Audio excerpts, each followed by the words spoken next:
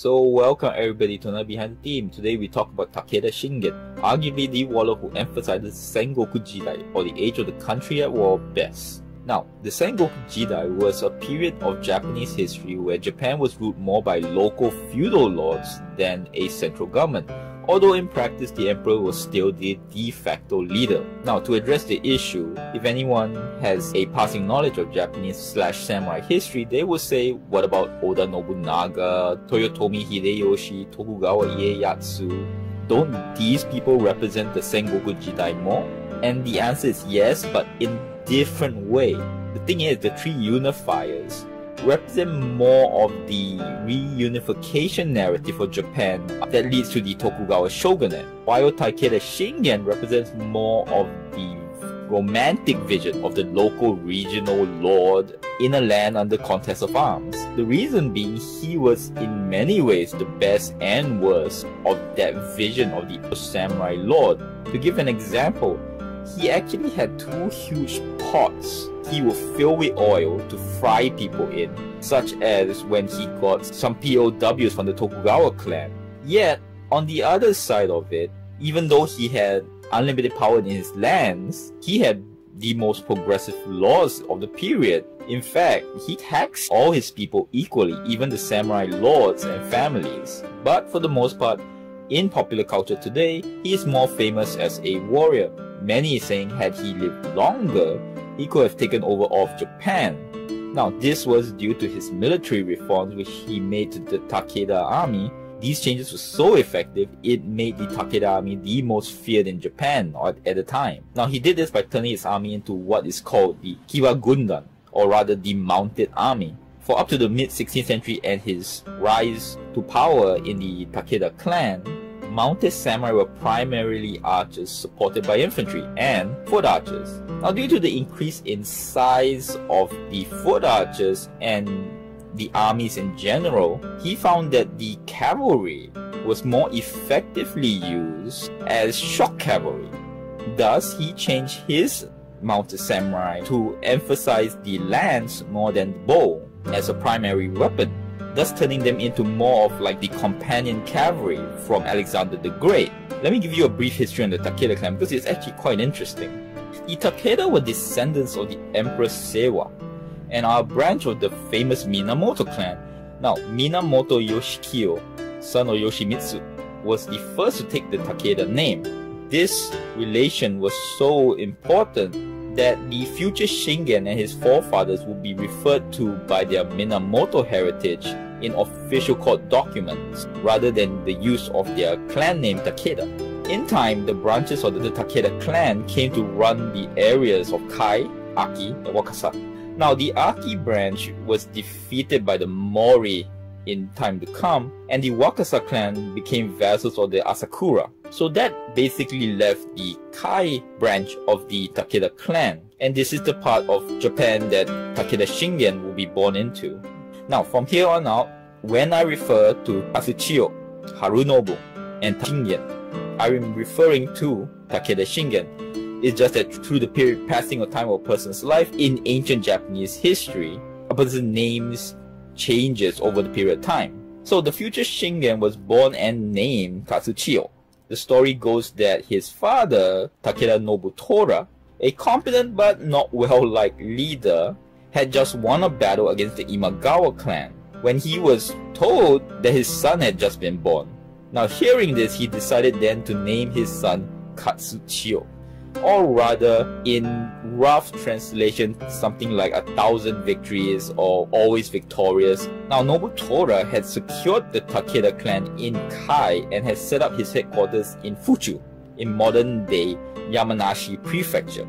Now, the key to the area of Kai is that the land is actually a big plain protected by mountains. But there was also a problem with Kai, was that it was landlocked and had no access to the sea.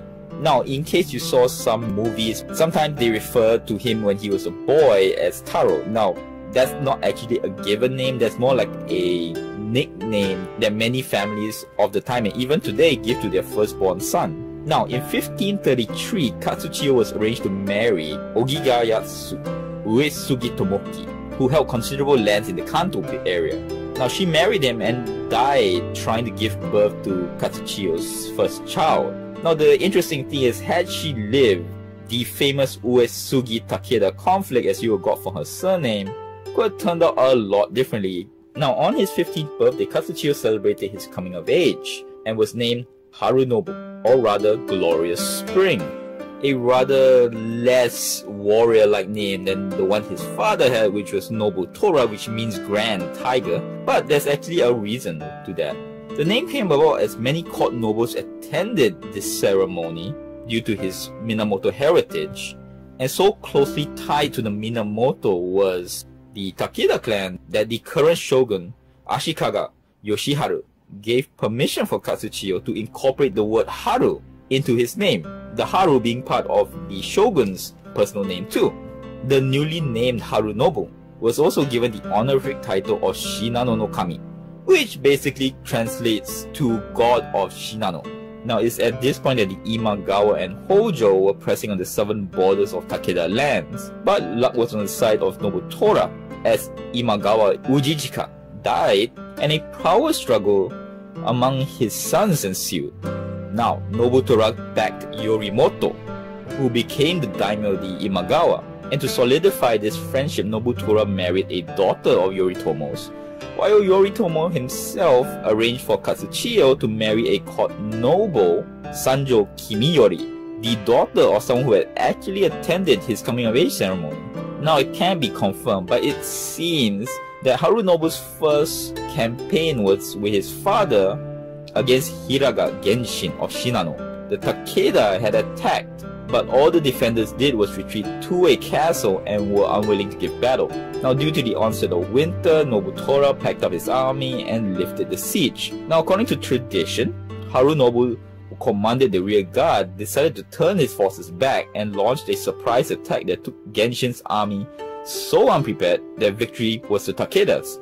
Again, no one can say whether this is true, but the fact is that Hiraga Genshin was killed. From this point on, and there is no historical definitive reason to this, Harunobu seemed to have lost the favor of his father, who had been for years already under the guardianship of Obu Toramasa, one of Nobutora's vassals. And it was said that it got so bad that Nobutora wanted to make his second son, Nobushige, to become the head of the Takeda and ship Harunobu off to the Imagawa as a hostage. Now, hearing of this, with the support of Obu Toramasa, the many retainers that held a grudge against Nobutora, and as many historians agree, the support of Imagawa Yorimoto, Harunobu on his 20th year ousted his father as Lord Takeda. It was amazingly a bloodless coup, with Nobutora surrendering and was exiled to Suruga in Imagawa territory. Now, there are many stories of how it happened, many conflicting, so I won't go into the details of that, but just know that it was pretty much bloodless. Now, the interesting thing is that the potential rival, Nobushige, which Nobutora wanted to elevate above Harunobu, was strangely not punished or killed. In fact, it seems that the two actually got along really well, and Nobushige came to become a very strong supporter of the future Shingen. Thus, Takeda Harunobu became the daimyo of the Takeda clan.